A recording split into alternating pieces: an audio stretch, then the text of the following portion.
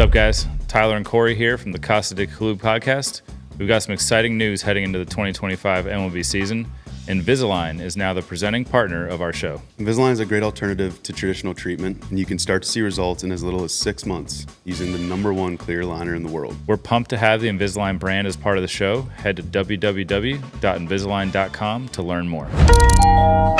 Come on in. Fire seat, y'all. Welcome to the spot, yeah, you know what it do. Big leads, tending that dog. Casa De Klub. Got a very special guest joining us today. We've got an American hero in his own right, world champion, Philadelphia Philly, Kyle Schwarber. Thanks for joining us on the Casa De Klub today. Hey guys, how's it going? Thanks for having me on. And like I said, got the little man's running around, so you might hear him a little bit, but it'll be fun. Looking forward to it. No worries at all. You got fourth season in a Philly uniform, coming off a really strong year, 38 homers. What's the outlook for the team this year? It's no secret that you guys are, star-studded and, expected to be in the hunt every single year. You feel like this is the year? Yeah, I feel like that, our roster, our team, it just keeps getting better. When I walked in here in 22, that, we were kind of looking to get over that hurdle, and we find our way in the postseason. And, next thing you know, we blinked and we were in the World Series. And, we had a bunch of experience going into 23. Have kind of a hard loss there in the championship series against the Diamondbacks. And then obviously going into last year, we have great 162 and win the division first time in 10 years, I think. And, we find an early exit against a hot Mets team. So, I think that's the thing about postseason baseball is, sometimes it's not always the best team that's going to win throughout the course of 162, and that it's whoever's playing the game the best at the right time, and trying to take advantage of those mistakes and things like that. But I mean, I think the biggest thing that we have on our side is that experience. The last 3 years, we've had a lot of tough fought games, and we got a lot of the same faces around here. So there's not going to be many surprises that kind of go throughout the course of a year and even into a postseason. Yeah, do you feel like the chemistry just continues to build too? Obviously, like you said, you've had a lot of guys together for the last few years and going through all those different ups and downs together. You feel like it just continues to improve? Yeah, I think that's the biggest thing is when you kind of have a lot of the same core around for a good amount of time, that everything kind of turns into second nature, right? I know what makes someone tick, and they know what makes me tick, and we're able to crap talk, whatever it is, right? And know that that's you can go this far, you might not want to step this far, right? But it's like everyone knows each other. It's like we're all brothers now, and then we're not feeling each other out anymore. And so we all know walking into the room every single day, right, that we got a group that could easily be holding up a trophy at the end of the year. And I think the biggest thing is that the way that I like to judge it is, am I excited to walk through that clubhouse door every single day? And I am, and I think everyone else in our clubhouse, when they get to that door, they're excited to walk through that door because everyone's going to be smiling. Everyone's going to be ready to, if it's talking about the game, if it's talking about, whatever happened in sports, if it's golf, NCAA, NFL, whatever it is, and then we go out to the game and we're ready to go compete. We all expect to walk out of that clubhouse door when we step on the field to win a game. 4 years ago, as this core is starting to be built, is it ever hard to build chemistry with that many stars on one team? It's funny. I walked in, right, and they already had, obviously they had Harp, they had Wheels, they had JT, Reese, Knowles. They had some upcoming guys where,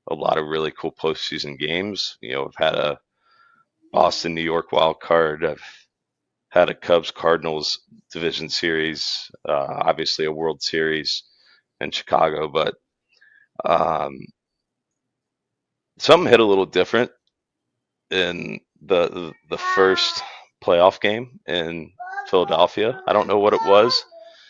I mean, it just felt like it was an energy that was like, I mean, when we played the Braves in 22 and that would be the division series, that it was just like they were just ready to fight the whole time, the fans, and it was like it was crazy. It's weird.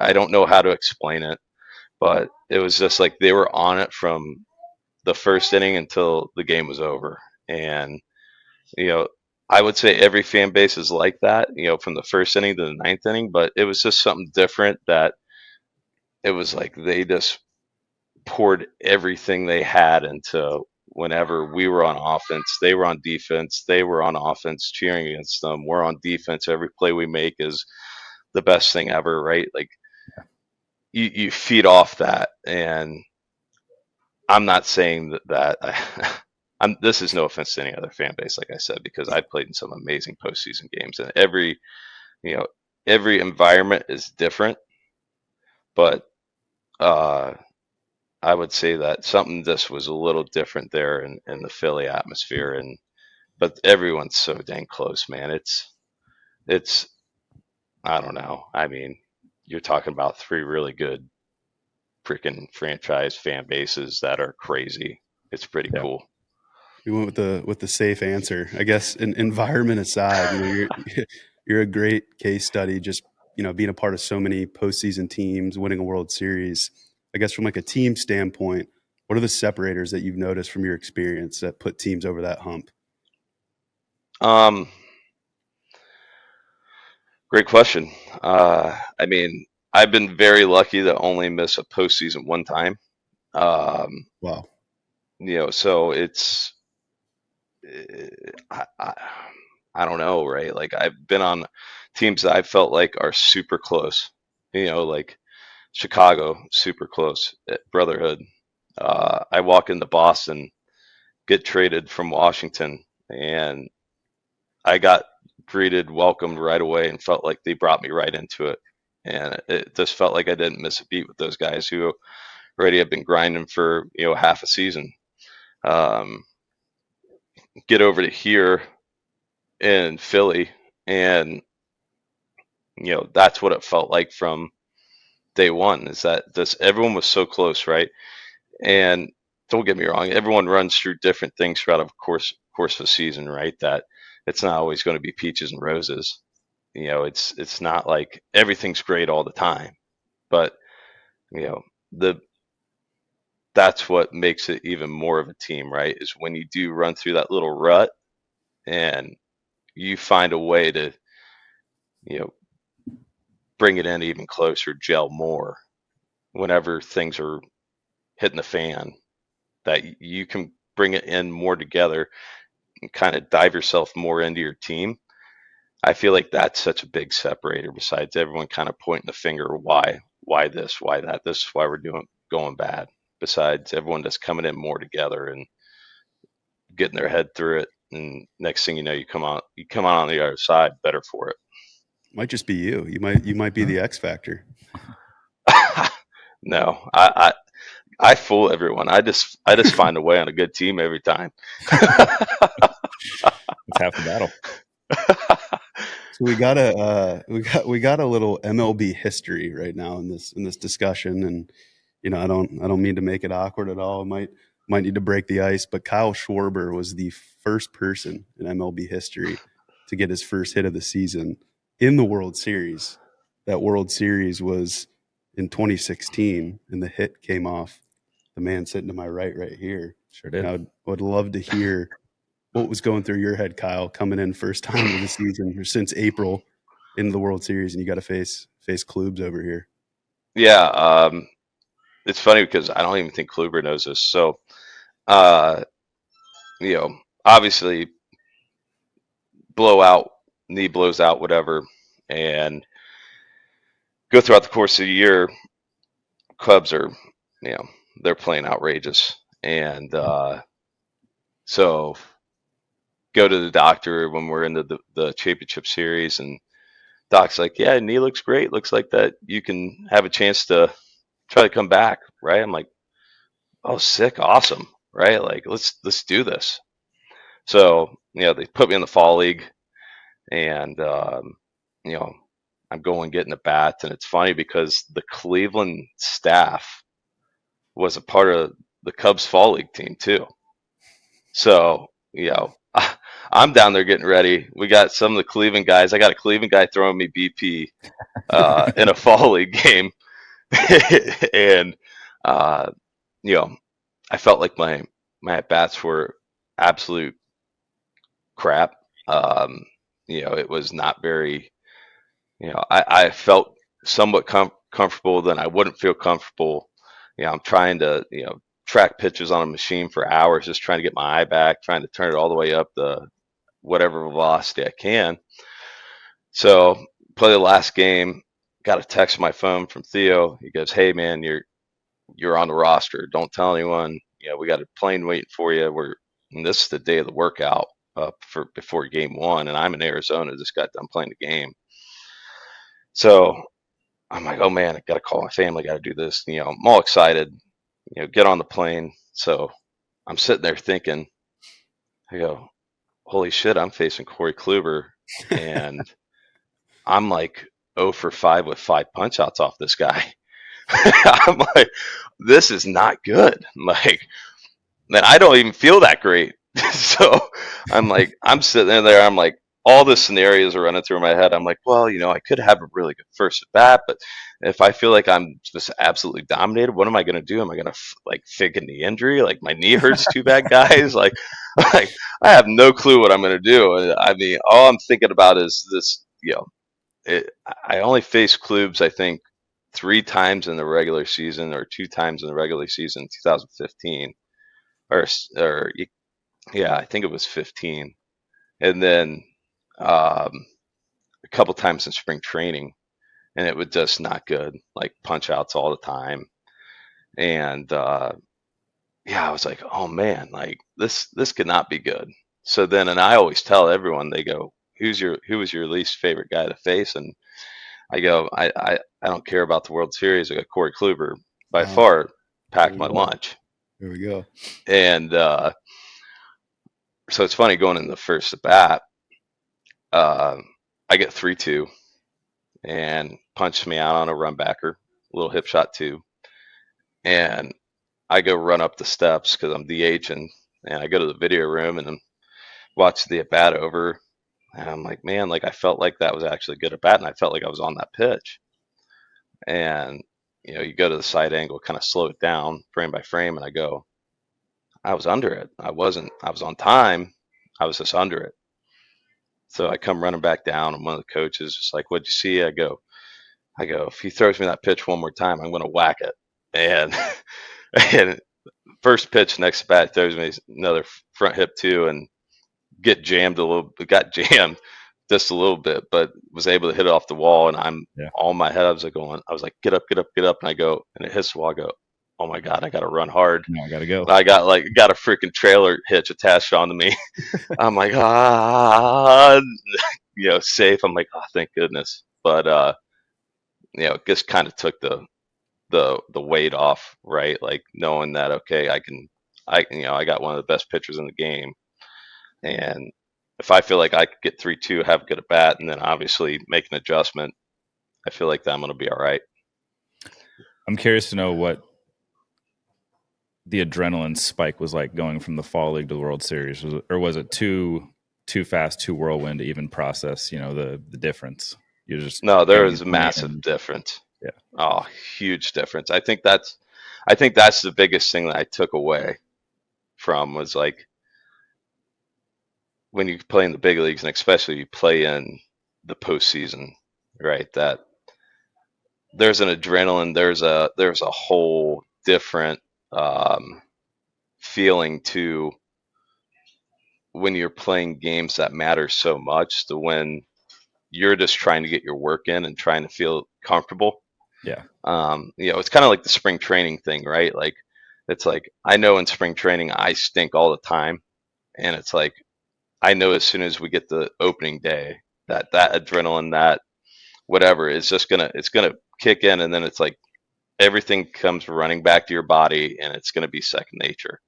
Um, but yeah, I think back then in the moment though, it was just like whirlwind.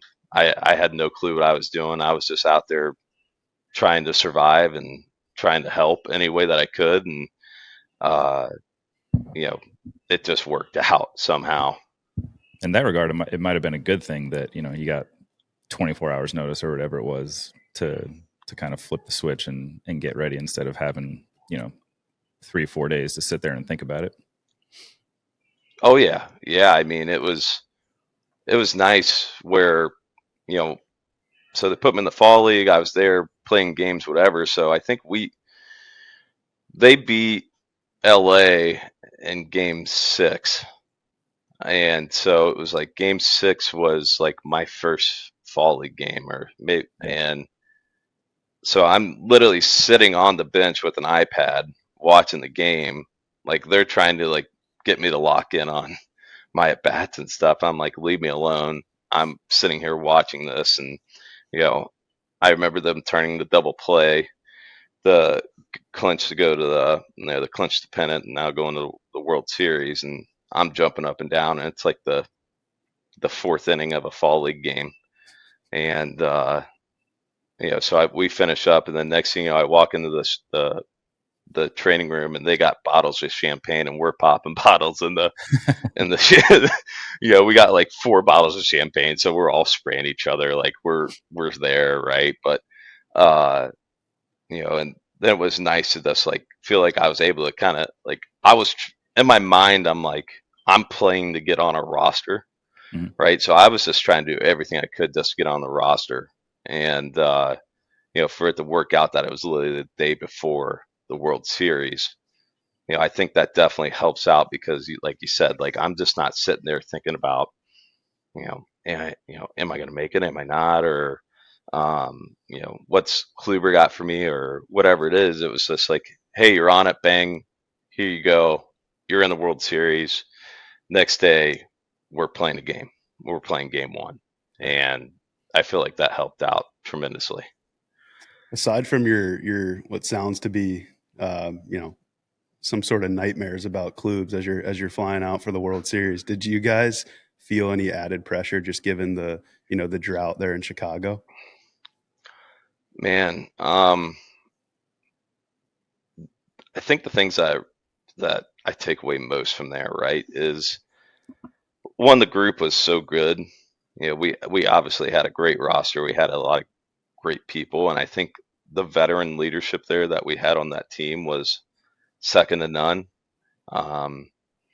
You have Lester, you have Lackey, you had Rossi. Rizzo was really coming into his own.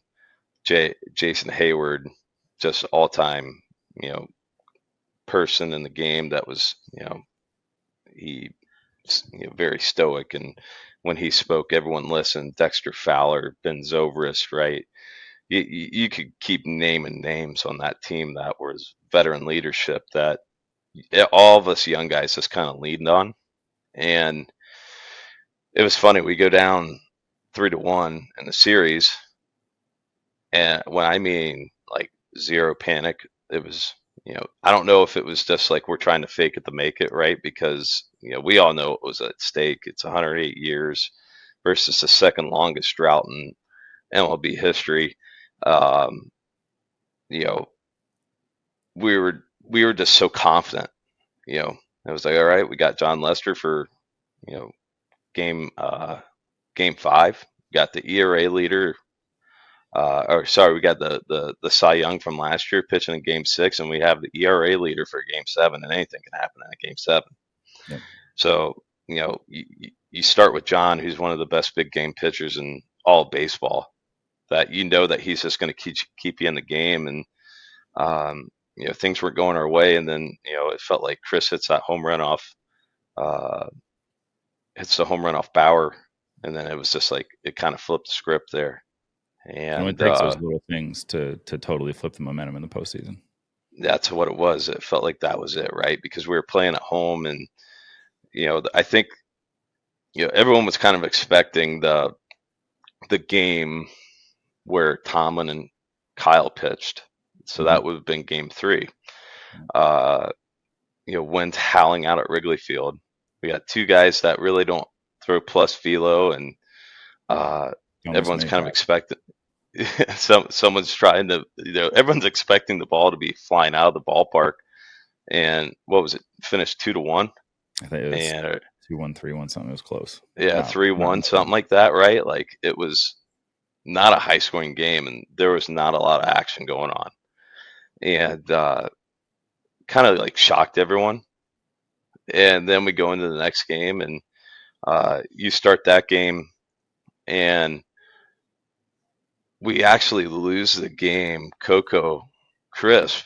So, but people don't realize that was supposed to be a pitch out, and the pitch out got a little, and I don't know if he didn't, CJ didn't get the sign or whatever it was. It's supposed to be a pitch out, and Coco pokes it over the second baseman's head, run scores, and you're like, oh man. So, then we go into that next game, and we're keeping that really good mindset of, okay, John Lester's pitch, whatever it is. Chris hits the home run, bang, okay. It's like, whew, all right, we can go. And then we win that game. We go to Cleveland. We kind of break out there. Addison Russell hits a huge grand slam, kind of take the brakes off everything, and then we go into Game 7, and we were just like, anything happens, we're just going to throw it out on the line. Yeah, and then we won't talk about what happened in Game 7. Well, I'm curious because I've talked to Klubs about it. What was going on in the Cleveland clubhouse during that rain delay, and he said, there wasn't much that needed to be said. Just having Tito and the manager he was, but I've heard there was some sort of discussion on the Cubs side. Did someone get up and speak during that rain delay in Game 7? Yeah, so pretty much when Rajay hits the home run, you want to talk about like an expressionless faces on our side. Yeah. We were like, this curse is real. Mm-hmm. This isn't, we're like, this is real. We just did all this, they tied up. Like, what are we doing? And, I know a lot of it's talked about, but, the unsung hero, Aroldis Chapman was, we used that guy like a horse He was running throughout that whole postseason. Yeah. We were bringing him into the 7th inning in games, things like that, and he's going 2 innings. I feel like his workload, like whatever, it was like the most innings pitched in that amount span in his whole career combined, or you could combine 2 years and he wouldn't have even reached it. Yeah. But he goes out. Rajay hits the homer, right? Everyone's shaking. Pull the tarp. 9th inning comes. He goes back out for that 9th. He throws a clean 9th. That was the biggest thing that we got through that 9th inning, because Lindor makes an unbelievable play up the middle on Dexter Fowler there to keep the run from scoring, and so now we're going back out in the 9th, and he goes 1-2. I think it was 1-2-3, and then that's when they pull the tarp. Jason Hayward calls everyone in. We go right to that visiting clubhouse. The visiting weight room that's right there by the dugout. And we got dudes crying. We got we got dudes who are, it's just like we don't know what hit us, in shock. And then we got dudes, who are just kind of looking to, see what's next.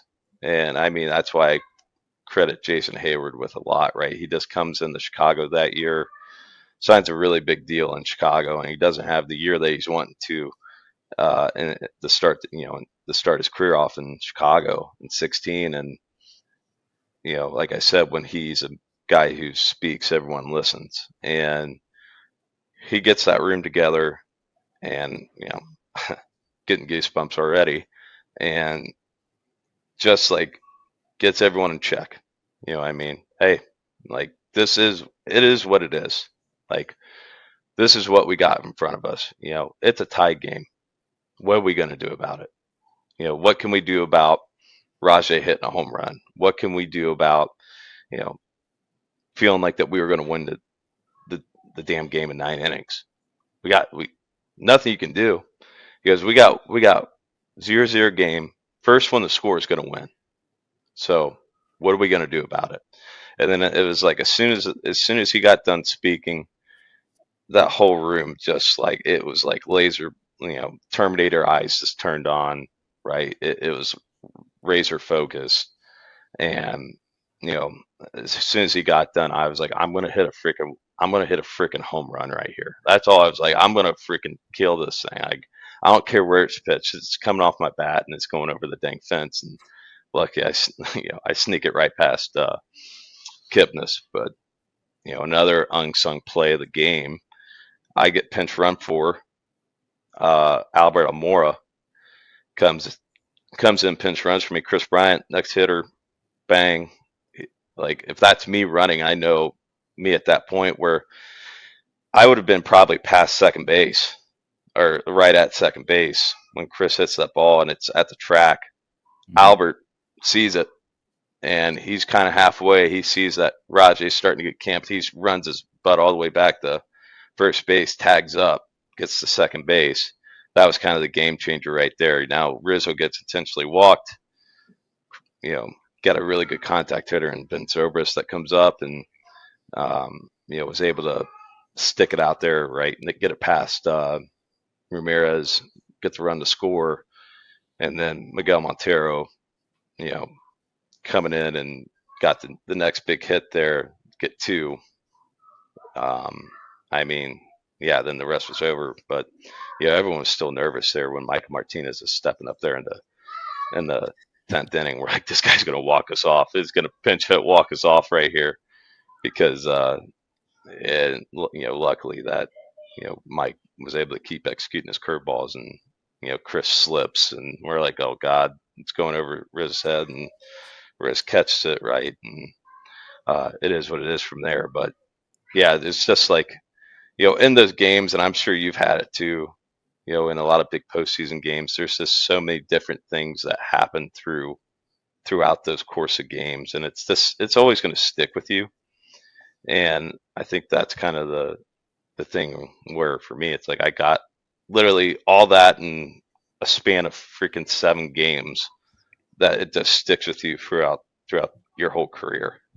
Yeah, and it only builds. You only encounter more and more of those situations every time you're back, and that experience. Go back to it that you talked about. You guys have in the clubhouse right now. Everybody's got that encyclopedia of postseason experience to fall back on, and there's probably not many situations in a game right now that are going to be unique or something that nobody's experienced yet. Yeah, like that's it.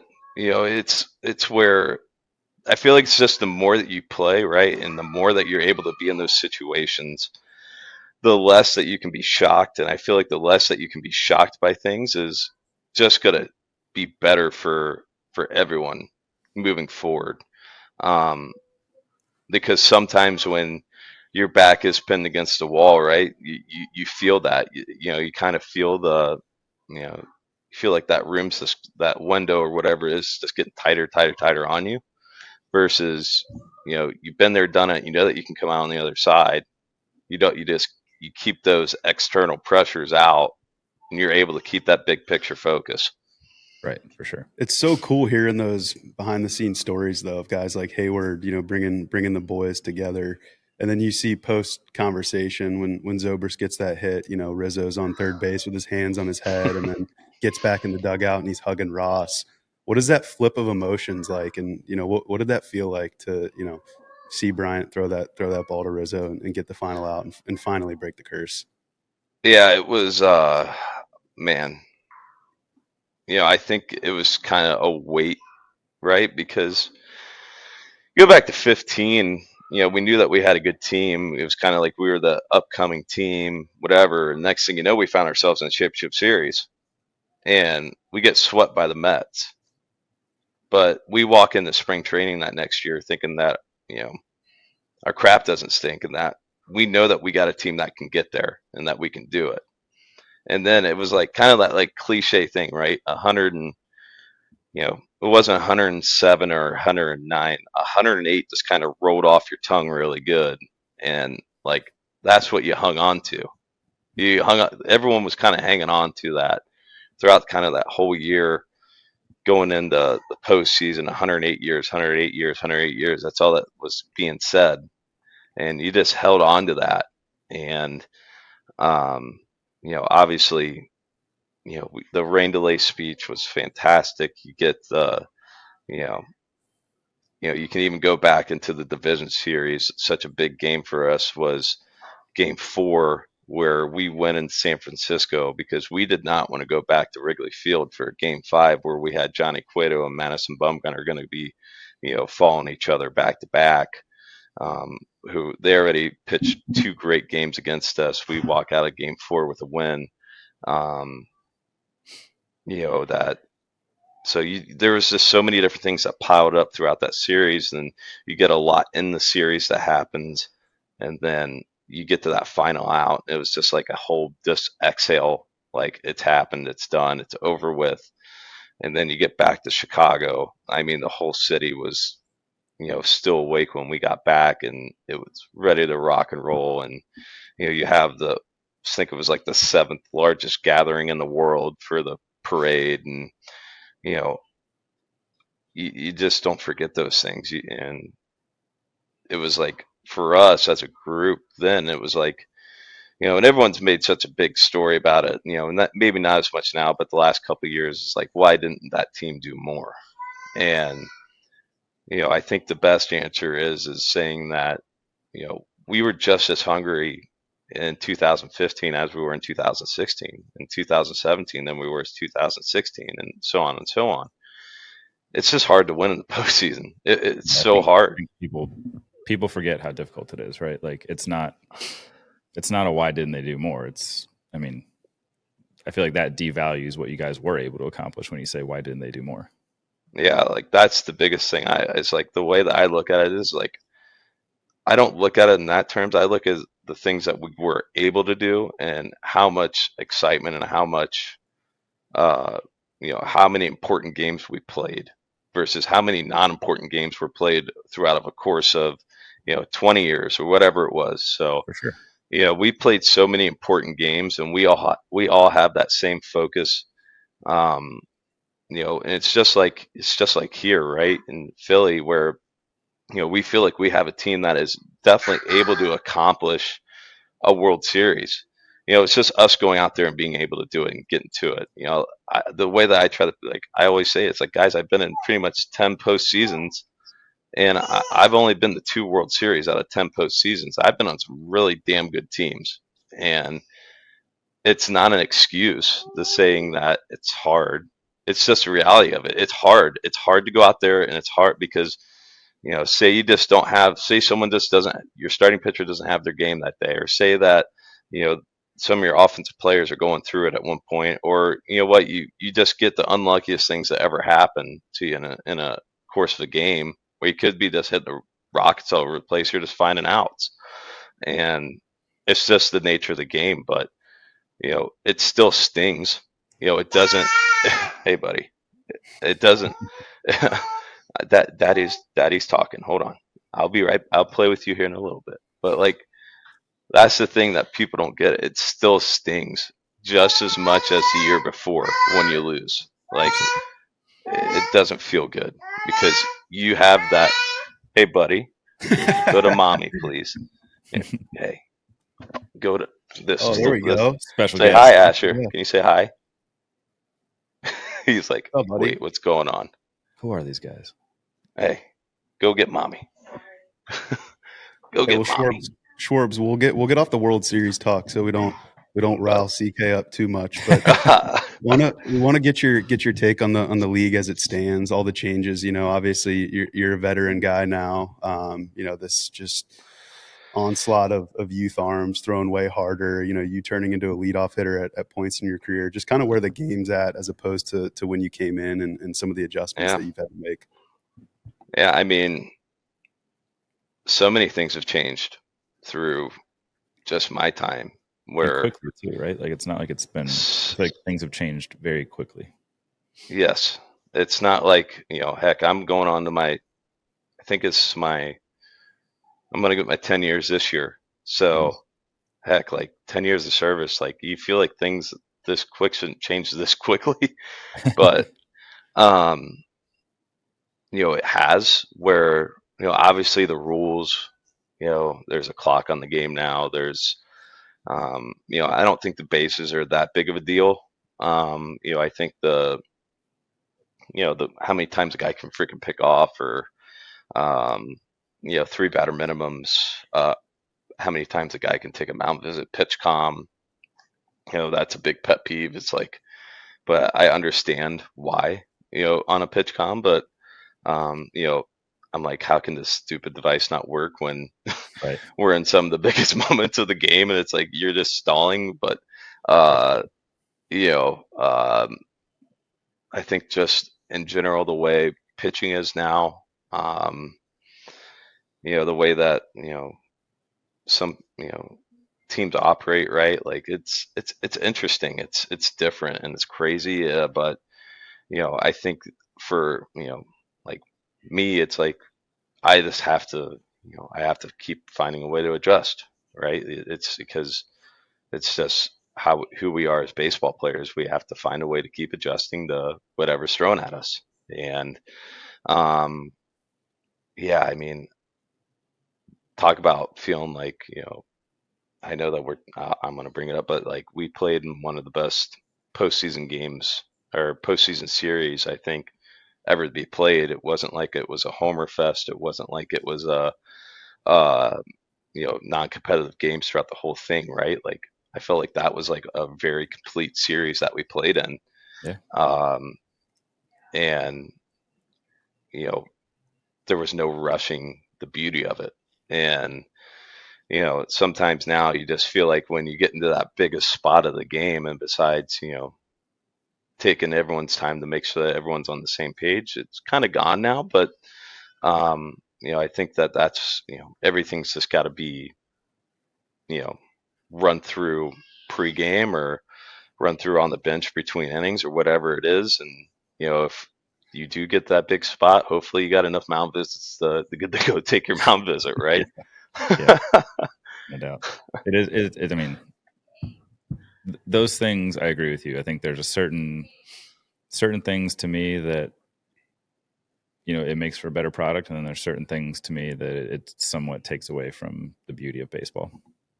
Yeah, I mean, I think don't get me wrong, I think there are some good things, right? And say of the ghost runner on second base in extra innings, right? To be able to say if that game's done in 10, besides someone not hitting a home run until the 14th, 15th inning, whatever it is, right? You're saving arms, you're saving pins, you're saving, different acquisitions, right? If it's, say your long guy just went 4 innings, he's down and he's got to get optioned.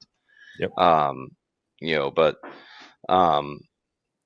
I think just, and it, like the time on feet stuff too, right? Like, the average game time, whatever, it can save a lot of guys. And I can't really speak to that, to where I'm a DH now. I just DH a lot, but I know back when I was playing that, sometimes you're not as run down in September as you used to feel.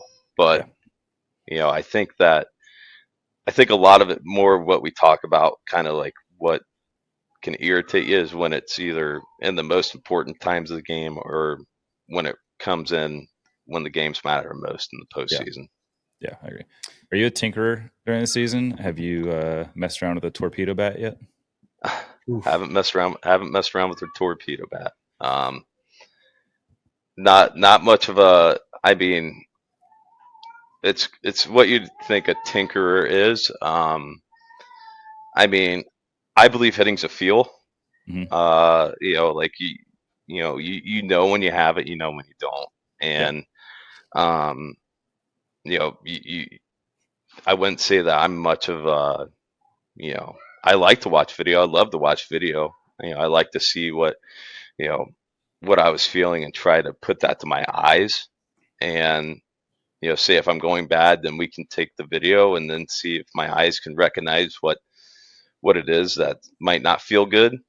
But, I would say not like a huge tinkerer, but I would say like I'm a volume guy. I like to hit. I like Yep. to, like to do things like that. But, I like to prepare for the pitcher. I like to use different machines. I wouldn't say that new machine, the Traject, where it Mhm. puts the picture up there on the screen and you can face. Like, I don't use that much. I like to use that for um, like a release point, Okay. so I can already envision. Okay, I'm not guessing where the ball's coming from. Now I can kind of get the idea where the ball's going to be coming from. But Would you use the yeah, trajectory if you are facing a guy you haven't seen before, just to kind of get a little bit of I mean, familiarity with him? I use it I mean, like if I'm at home Mhm. and say you're on the mound, I got you loaded up right before I head outside. Got it. And so I can see where the hole's at, Mhm. and then I'm gonna let it fire a pitch at me. And then I'm figuring out, okay, like, I like to have my eyes on the pitcher, but then I know where my eyes need to go to Yep. for Makes total the sense. pickup, the release, right? I think that's the biggest thing for when you're facing like those guys that are, like the Ryan Walkers from San Francisco. The guy who's, he's kind of funky, got his back turned to you. He's a big crossfire guy, and his arm is still far, far, far, far out from his body. It feels like sometimes you're guessing where the ball's coming from. And then you know, I think I got like on the pitching ninja thing last year for this guy, like sword me up twice, and uh, I was like, I'm like guessing where the ball's coming from. I'm like, I have no clue where this ball's coming from. He's throwing 96 sinkers that are running like 20 inches, and he's got this freaking slider from hell, and I have no clue where it's coming from. And I was like, wow. And so, that was kind of like where I was like, I need to figure out where the ball's coming from, so I'm not guessing out there. And I feel like that's kind of helped me out a good amount. Yeah. What is your take on the pedo bats, though? I mean, were guys aware these existed within the league before the public was made aware, or what do we got there? Um, so it's a good question. I mean, it was funny. I see all the Yankees things. You see the story that comes out, right? And I don't think anyone in our team kind of really knew about it. It was actually, I think the B45 guy might have came in the spring training that year and brought in like a sample bat, but it was saying that it could only be in birch or something like that, and because that's what B45 does. And so I saw it. I was like, didn't think much about it. Then the big wave hits. Um, I texted Louisville Slugger, who I use, and I was like, hey, what's the background behind it? And they kind of gave me the short version of it. And um, I guess the way that I kind of look at it is it could be kind of just like that new fad, right? That like, everyone remembers when the Axe the bat. Marucci Yeah, knobs came in, or the axe bats, right? Like, things like that. It. I mean, I don't think it's for everyone. I don't think that bat's for me. I'm not a guy who's really going to get catching it down on the yeah, label. yeah. For me, if anything, it's like I'm catching things more out in front, or I'm early. Mhm. I'm catching things on the end of the bat sometimes. Um, but I mean, I think it makes sense for some guys, if you can shift that, and it's within the rules where if you can shift that sweeter spot down a little bit farther down towards the label, that, if you're a guy that's kind of catching the ball deep, that's naturally what you do. That I think that that might work for you. I think it's a interesting example of just how much optimization there is in baseball now. People using technology, whether it be hitting, pitching, just finding any and every advantage they can. Yeah, I mean, it is crazy. I mean, when the sweeper came into the game, right? Like, I'm like, well, you've seen guys with a slide, with I still call it a slider, right? But like, I'm like, I've seen guys who've had sweepers. It's just, not guys are coming up with a way to like, you know, get it from a higher arm angle. It seems like, you felt like the sweeper guys who threw that sweepy slider were guys who were more side army or dropping down. That's how they got that sweepy slider. Now, guys can get it higher. And, just how many freaking cameras and how many, what can read the spin, right? Like, how can you, seam shift, right? Like, I felt like hitters can still be at a little bit of a little disadvantage because it's like, now you're seeing this new kick change up or whatever it is coming into play, or things like that, right? Like, sometimes you get in you get in the box, you go, what is that pitch? Like, what is that? And you're waiting to, it's like a reactionary thing, right? That's what hitting is. It's reactionary. But, if, it just says change up and guys don't really kind of slow it down and you look what it is, you go, that's not a normal change up. Normal change ups are more fadey with some depth versus this thing's got some massive depth to it. Or, how is, say a traditional guy, say like Justin Verlander, who's super over the top. How is this guy throwing a sweeper now when everything he's north south guy? Now he's got something going east west. Like, that's kind of like the tough thing. And now it's like the technology, yeah, sure, it's starting where it can help out keep the hitters from being so reactionary. Where now you have a traject system, or the machines can get better. Now you can control spin rate on a machine now, and things like that, where you can kind of replicate a lot of different things in the game. And now, like you say too, a torpedo bat, a bat that's made differently for, say for someone that, needs that sort of bat, right? Like, it's just shows you the way the game's changed, because that wasn't happening, when I first came into the league, and I'm sure, like, it was just based off of scattering report and sitting there watching the bat system on the computer and sitting there staring at the video, and you're guessing like, okay, this is how this ball is going to move and things like that. For sure. Well, that's how I felt in college, playing in college, Schwarbs. I would see 4-seam fastballs and be like, what the hell is that? Why I have a podcast at age 25 now. But we makes sense on the torpedo bats. I think for like a guy like Volpe, who tends to catch the ball a little deeper, like something like that makes sense. He's hitting the ball the other way a lot. So it's good to get a take from a guy within the league. We are going to hit you with a little lightning round to close it out. But before we do that, we'll take a little break to thank our presenting sponsor over at Invisalign. Schwarbs, I don't know if you're familiar with Invisalign, but we heard your all your kids in the background. So you got kids coming up. It's the safest alternative, #1 clear aligner in the world, best option for kids in sports. And your boy Klubs over here just started his treatment. Just got done with my treatment. Just got done with his treatment. Not that he needed it, but if you're looking for a little touch up for confidence when you're smiling out there, or if your kids are coming into youth sports and you want to keep them safe, we just wanted to let you know that Invisalign's the choice for you too, Schwarbs. Well, I have to get on here soon. Wow, that was great for just winging it.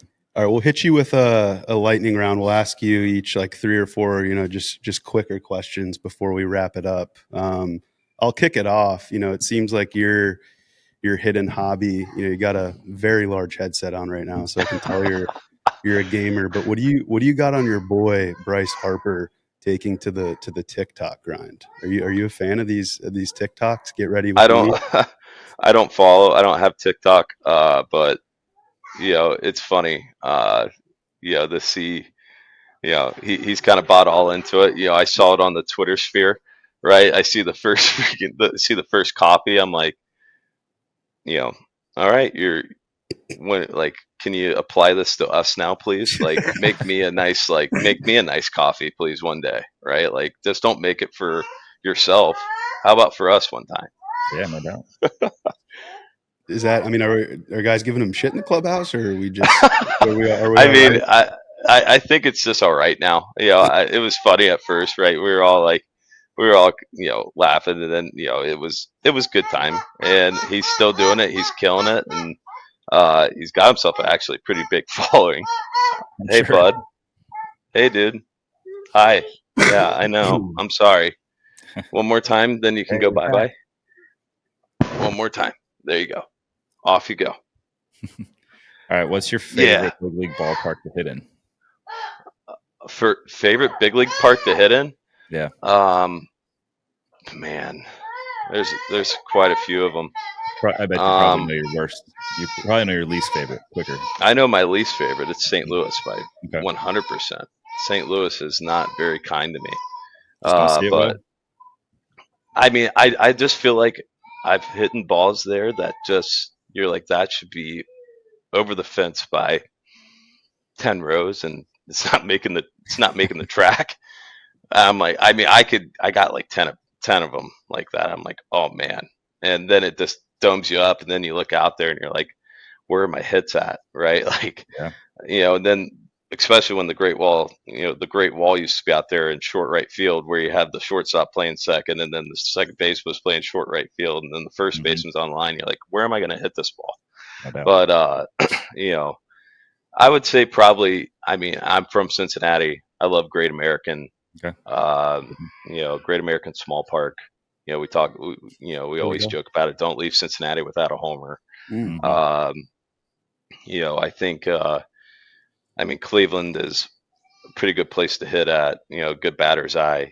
Milwaukee and night games, really nice. Not during the day. Day games there were just really not fun to see the baseball because Night games with I the don't roof know. open, right? That's when it flies. I think this in general it flies there. I mean, there's balls that you just hit. You go, I just hit the scoreboard. And you go, that's far, and you're like you feel like you hit that somewhere else. Like it's going out, but it's not like hitting the scoreboard. But We gave up a home run to Brent Suter there, so I'm going to say it's night games with the roof open. That's what it is. Roof open definitely helps, and probably the windows out in the back. But I want to know who the genius is that put the freaking windows there at the very top of the stadium for the day game that it just shines in, and then next thing you know, it's just light dark everywhere. I'm like, what is going on here? I can't see the baseball, but I would say Philly's a great place to hit in. Philly's a really good place to hit in, especially when it's summertime. It was shocking. I always thought Philly was just like year-round great place to hit in. But early, man, it can be tough. It can be really tough. I mean, you can stay to the right and left field, but don't go to center field. Don't go to center, right center, left center. It's really tough there early on. But I would say Fenway too. Fenway's nice just because as a left-handed power guy, it feels like you just kind of have that fallback there with the monster, to where if you're late, you don't have to hit it to hit the monster. And I don't, if I hit a ball to right field, I don't care how far the fence is. It's going to go. So we're going Great American Small Park at 1, and the Lou down at the bottom. On the topic of home runs, and if I'm not mistaken, I think you have a little makeshift monument at Wrigley from one of your home runs. But my question for you is, what is your favorite home run of your career? Man, that's a great question. Too many of them, right? I mean, there's just been so many cool ones. I would say there's been a lot of cool ones. And you can include WBC in here too. WBC home run. Yeah, that's another cool one too. Like, I mean, but I would say if I'm gonna, can I give like a top 5? I feel like top 5's easier. Go for it. I think the wild card game, my first in 2015, off Garrett Cole. That was my first playoff game. That place was, I mean, talk about a sleeping giant of a fan base there. Yeah. Like, that was the first time I couldn't hear myself think, where it's that loud. But you go from that not being able to think, the whole place just being quiet. So that was pretty cool. I think obviously the Wrigley Field off Kevin Segrist sitting on top of the scoreboard. I'll say Yankees, Red Sox wild card game. Yep. Got Garrett Colgan. Another cool moment. Garrett's really gonna like this list. Yeah, Garrett. Sorry. Hopefully he watched this episode. Sorry, Garrett. It's nothing against you. But then my first Phillies at bat, home run on opening day in 2022. And then, I think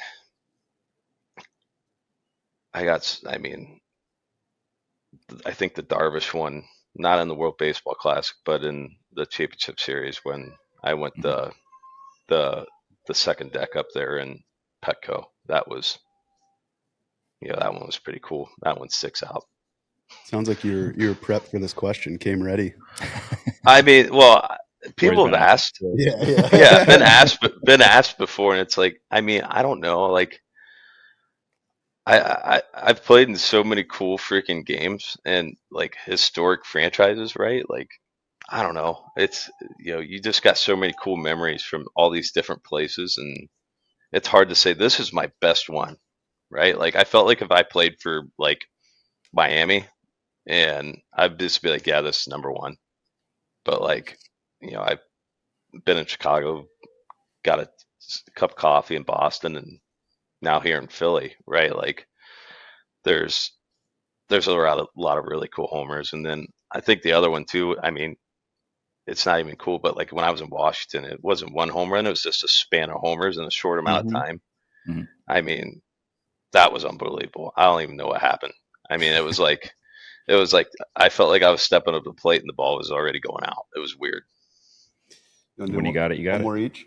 Yeah, I got one from a guest caller.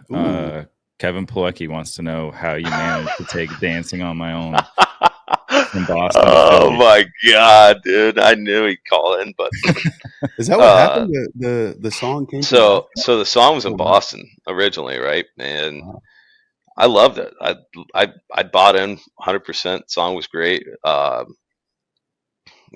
it was funny. I turned it on in the clubhouse literally one day in the clubhouse after when everyone's sitting in there, and the whole clubhouse goes, "What is this song? This song's great." And I was like, well, got in Boston, that's where I heard it. And next thing you know, it was on the clubhouse. It was in the clubhouse every single day. And then we're in the postseason. And then, I think it was after the first win, it's playing in the background or whatever. And everyone jumps onto it again. It was just like, I was like, oh man. And it took off, and it was Paw Dog's walkout song too, by the way, in Boston. So they start playing it after we win a game in Philly, like on the field, and I get a text right away from Paw Dog right away, like, really? And I'm getting killed by all the Boston fans. Like, you're taking our stuff, you're taking our song, whatever. I'm like, guys, I'm not trying to. Like, I turned on the clubhouse one day, and then it went on for, great song, loved it, and great song. Good job, Paw Dog. Stott made it his walk up too, right? No, Stoddard is that AOK song. Right. Oh, yeah. Where the whole stadium just starts singing along, and then they cut the music and they still sing along, and then keep on singing.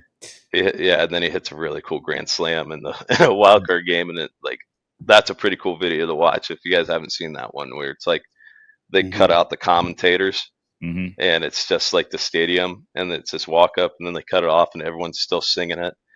And it like everyone stops as soon as like the guy lets go, and then it's a bang, and then the whole stadium goes freaking crazy.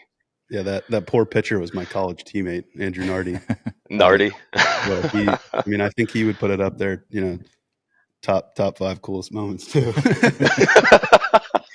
That's crazy though. I never knew Kyle Schwarber was the man behind the Phillies song, which is actually the Red Sox song. But we'll close it out with this. I got a little dilemma. I'm running a fantasy baseball team right now. I just wanted to get your take on what you do. I have you and Shohei Ohtani, and I only have one DH spot. It's been a struggle figuring out who's going to play day to day. So if you're in my shoes, you got Kyle Schwarber, Shohei Ohtani, one DH spot, and I need a lot of help on the pitching front. Trade Shohei. Unfortunately, as being a current baseball player, I cannot answer that question for you. But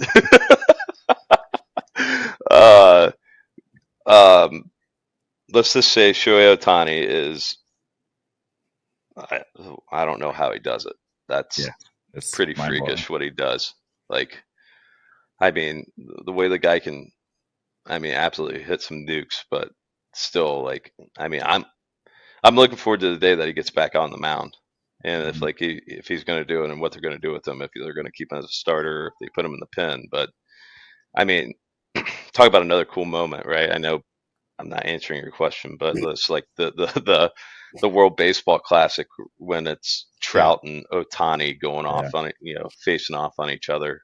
Unreal. Like, that felt like being a kid, just sitting there watching a game on TV from the dugout, and goosebumps. I'm like, whoa, this is awesome.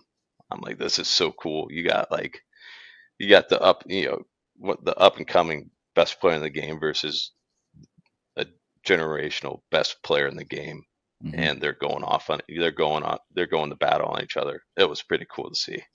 No doubt. I wish it worked out on our side, though. For all those big leaguers in the dugout, are you guys all like eyes wide open in that moment, just watching that?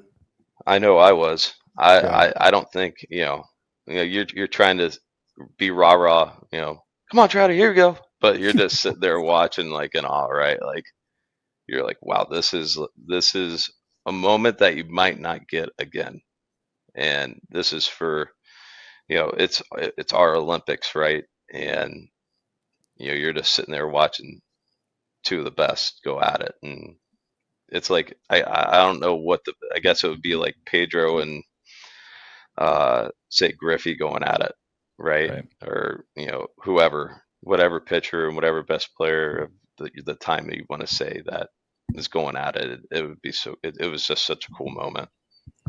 Well, due to protocol, you weren't able to answer my question, but if you keep hitting these home runs, I might have to dish Shohei out for about five players in return, and hopefully it turns out well for me. But we appreciate you joining us today on the Casa De Klub. Yeah, thank you very Looking much. forward to following you and the Phillies this year, and let the boy Harper know that we appreciate the TikToks, and we hope he keeps them going. Yeah, trust me. I'll when I get in there today, I'll tell him that you guys say that you're big followers, and that sure, he'll appreciate it. I think Corey said he might start doing the get ready with me's in the morning. His morning facial. You're gonna dunk your face in some water and banana peel. I want to see that. I want to see that. We appreciate you, Schwarbs, and good luck the rest of the way. We'll be following. All right, guys. Hey, I appreciate it. Thanks a lot.